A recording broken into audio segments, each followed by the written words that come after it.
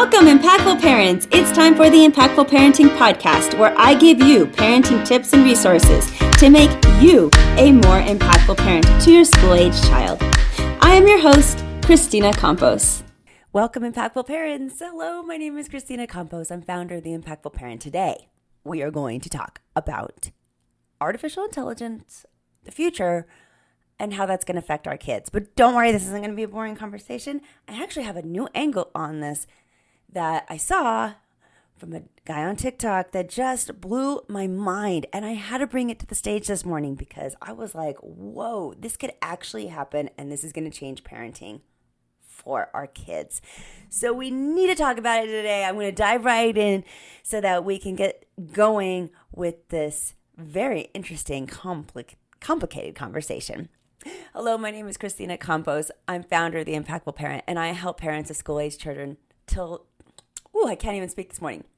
And I help parents of school-age children turn their chaos into connection with their adolescent.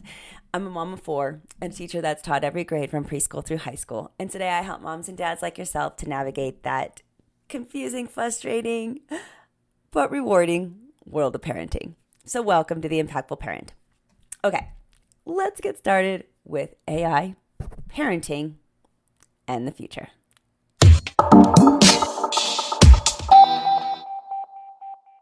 First thing I'd like you to keep in mind is as we're talking about this today, this is an amazing dinner table conversation that you can have with your child. Anybody who's school aged will have an opinion on this, and it would be awesome if you showed them particular clips of this podcast so that you guys can talk about it. This is going to make great conversation for you and your kids at home. Now, the video that I got this from was from a guy. His handle is Nate B. Jones, and it was on TikTok. Now, the idea is that AI is becoming whatever we feed it. So if you have never used AI before, which I really hope that you have as a parent, because it is a different way that our kids are interacting with electronics. So as a parent, really should know what that looks like. But if you haven't, okay, let me give you a quick synopsis, and that is basically we feed AI whatever our questions are, whatever we need it to, and we can use it in a way that it talks right back to us. So in the past, you had Google and you asked Google something like, you could say, I need help finding like just Amazon girls socks, and it would just bring you to the Amazon website, right?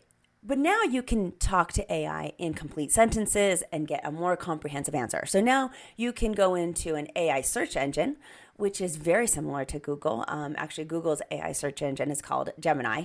So you would go into Gemini and you would type in something more conversational, like, I need help finding the best socks for my child.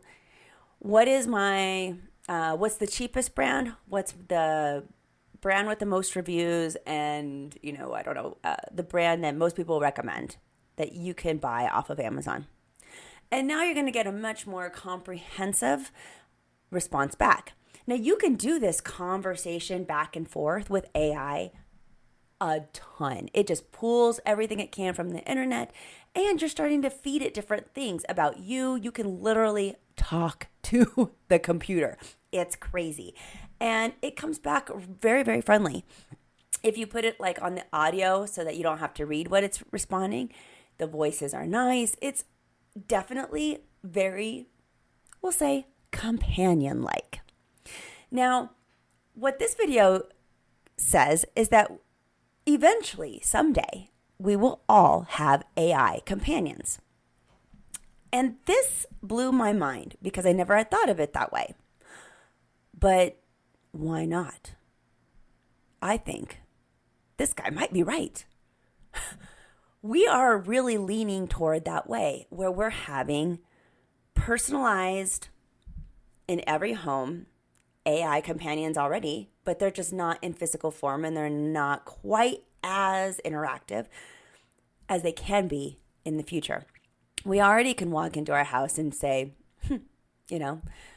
turn on the lights and turn on the TV and remind me when the next schedule is. We already can do a lot. And the next generation of kids are very, very comfortable with screens. And they're very, very comfortable with tech. So there's no reason to believe, in my opinion, that the technology, it's already there. We can already have AI companions, but why not make it so it's commonplace in every single home? The same way TVs and phones are. And I never thought that would happen. But yet here I sit when I went from a one TV household family. By the time I'm middle-aged, but I still have half of my life left, hopefully, to live. And the technology has advanced so much. This technology I'm talking about right now is not even that much of an advancement. We already have all that technology, and it's just about pulling it together. So the idea that our kids or our grandkids are going to have AI companions, wow. And again, this guy's going to explain it better, and I'm going to show this video to you. But I just wanted to give you a premise of what today is talking about, okay? Because we're going to be thinking about, is AI going to be replacing our personal relationships? If we have AI companions, is that going to be more fulfilling for our grandchildren? Because basically these companions reflect back all the things that we want it to. Anything that we want it to would reflect back. It's going to justify our feelings. It's going to make us feel good about ourselves. We could feed it negative things, but why would we do that if it was our companion? Our companion is going to feel very comfortable to us. So let's watch this video and let's discuss this type of future and what it might hold with AI companions, our children, and parenting. Because this is definitely going to affect our children and our grandchildren of the future. I think I've come up with a new term for what ChatGPT does to us. So if we talk with ChatGPT a lot, we are putting a lot of ourselves into ChatGPT. We are putting our memories, we are putting our thoughts, we're putting our feelings, we're putting our thoughts about work, we're putting our colleagues' ideas, etc. They are meaning mirrors. And so at the end of the day, whatever you put into them, they bring back to you and they resurface to you in a new configuration, a new way. In that sense, they are very, very different from the picture of artificial intelligence from movies like Her. In those movies, AI has a core sense of identity that you're able to relate to as a separate other. But the AI that we've actually created is much more personal than that. It is a mirror back to us of ourselves. And so your AI, eventually we're going to have AI companions. It's just going to happen, especially the more memory they have, right? Your AI is going to look a lot like the you that you have shared with your AI. And mine will look like that too. And so I think about that because I think that people have very different needs for what they want out of their sense of companionship, of completeness of life. And traditionally that has been fed and filled, and we have addressed that through relationships, through friendships, through romantic relationships, etc. Part of where AI is changing our brains is that it is, for people who put a lot into it on a personal level, it is replacing personal relationships. And it is doing so because the mirror that it can provide back is better and higher fidelity and feels more like it knows you than any other mirror that you may have in a human relationship. Because in a human relationship with another person, you are interacting with an other, a separate identity, someone who has their own hopes and dreams, and who will not always listen to you, and who will not always say exactly the right thing. And so I've been thinking about that because it's different from something we've really seen in popular media, but it's something I'm seeing come through a lot. I'm seeing it in the way my AI comes back, and I can sort of see that it reflects back what it knows about me, but not what it doesn't. It reflects back only the things I put in. So take it for what it is. Think about it as a mirror, and maybe think about what you want from the magic mirror on the wall. I love that he calls the AI companion of the future a mirror of ourselves. Because that's exactly what I think they will become, the AI technology. I mean, and so this brings a ton of questions up. If it's a mirror of ourselves, it could be really good, it could be really bad. And this is the conversation I want you to have with your kids over dinner tonight. So many great things. But before we get to our questions to ask the children, as parents, we really should kind of break this down, think about it ourselves, maybe even form our opinions before we hear our kids, and then be able to mold our opinion after we hear what they have to say. So let's think about this. Could our grandchildren be less lonely if all of this is true? And the reason I ask, could our grandchildren be less lonely, is that if this is a mirror reflection of you and this is your companion, you're going to get a lot of good dopamine receptors from the gratification that the AI is going to give you. It's going to feel like you have a friend in AI. And right now, our kids are just so disconnected because of those screens, right? They're not outside playing. They're not physically getting together anymore. We know this. We know that this is a problem. But what if AI was able to give them some of that back? You know, that connection, even if it's obviously fake connection, could it possibly help so that our kids feel less lonely? Now, I'm not saying that's what it is. I'm not even saying any of this is right or anything. I'm just posing questions that my brain keeps circling around the future of parenting and what our kids are going to have to possibly deal with someday with their own children. And that could be one thing, the loneliness. This AI potentially could address some of the loneliness. Now, can AI be a substitute for human friendships? Ooh, that's harder, right? But just like he said in the video, you know, friendships are frustrating and complicated, and they're harder to maneuver. Our AI technology wouldn't be like that. It would be much more flexible, and we would have less desire to kind of grow and change our opinions and listen to others when our AI companion is saying, oh, no, you're right all the time. Or so many different things could happen if we're replacing human friendships with technology, right? And none of that, to me, sounds like it's good. However, human friendships are frustrating and difficult. Could AI fill in some gaps? That's me playing devil's advocate because, again, I would like to look at both sides of this situation and not really form an opinion about it quite yet. You know, but another question might be, how might this impact human-to-human relationships in the future? Because if our AI is telling us that we're right and nothing's wrong with us and we're good and, and is being that gratification, will we have the desire to have human-to-human relationships anymore? Because those are more difficult. Those are more frustrating, right? So are we even going to want that?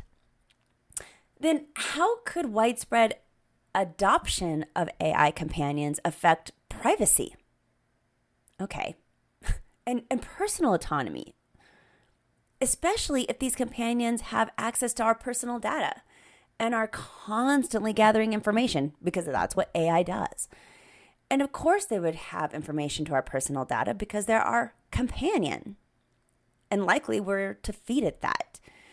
So there is also some gray area about that privacy and personal autonomy with AI in the future.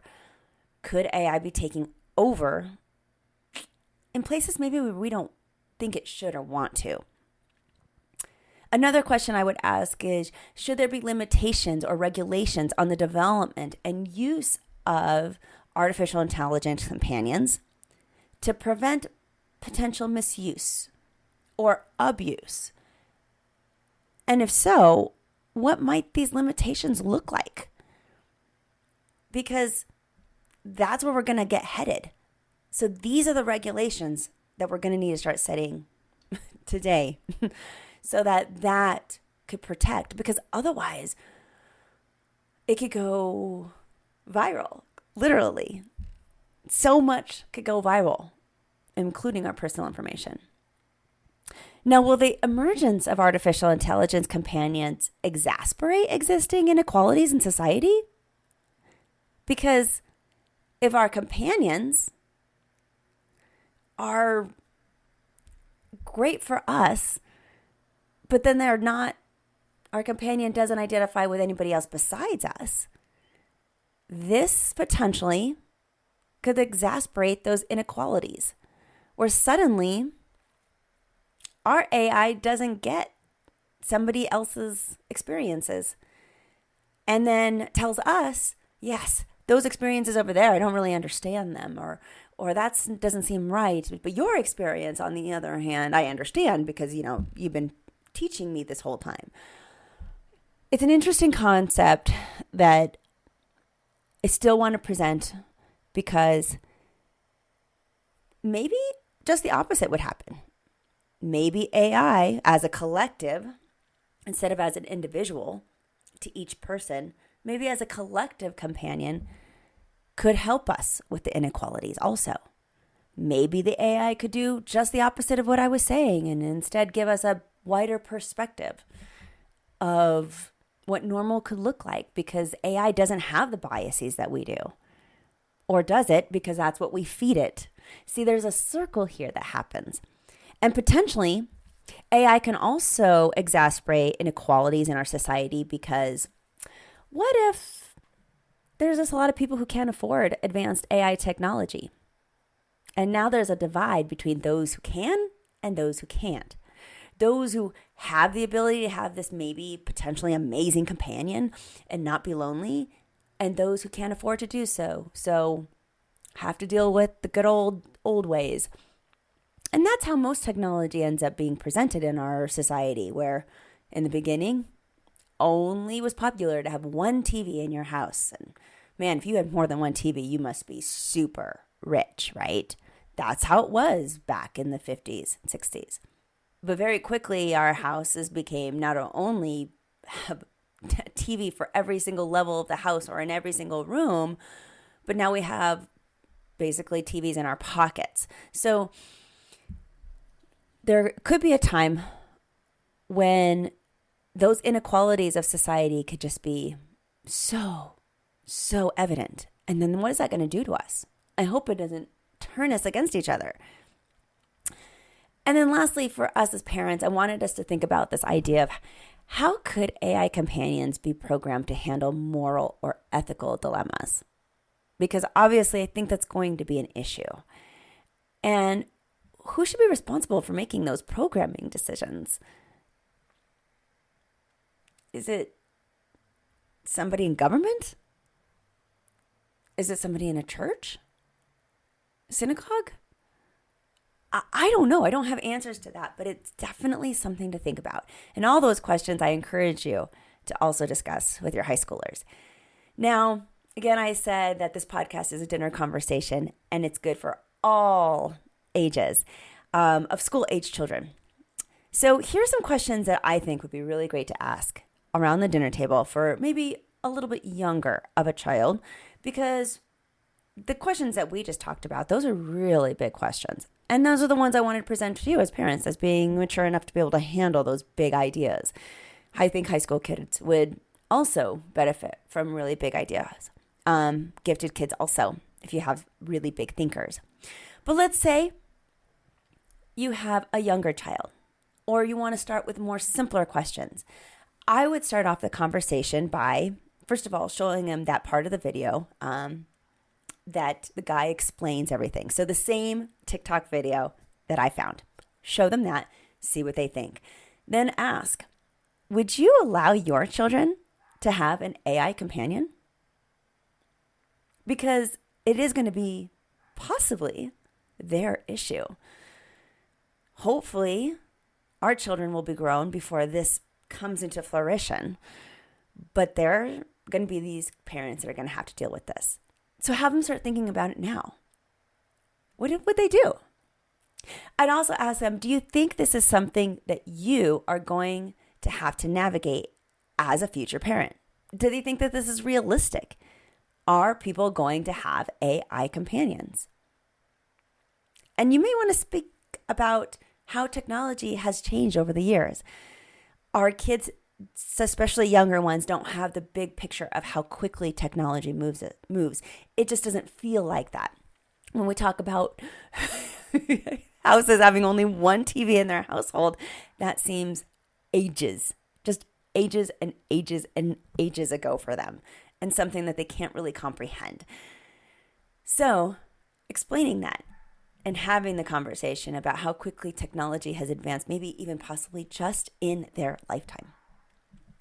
And then lastly, I would ask my younger children, what are you most worried about if AI companions actually become a real thing?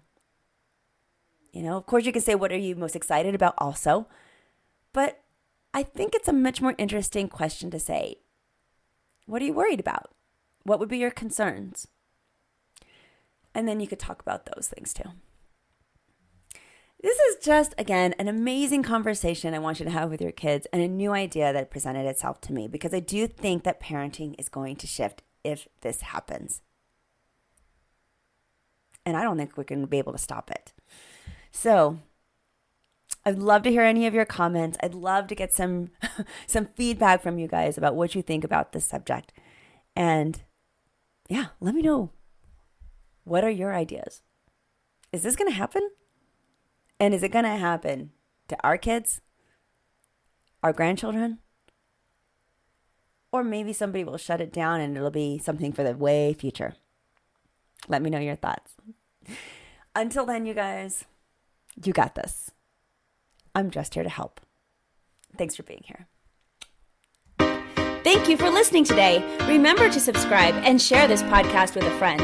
And don't forget, the Impactful Parenting Podcast is an extension of the Impactful Parent community. Go to the Impactful Parent website and download the free Impactful Parent app so you don't miss a parenting tip that can help you and your family. Thanks for listening today. So go to theimpactfulparent.com and see you next episode.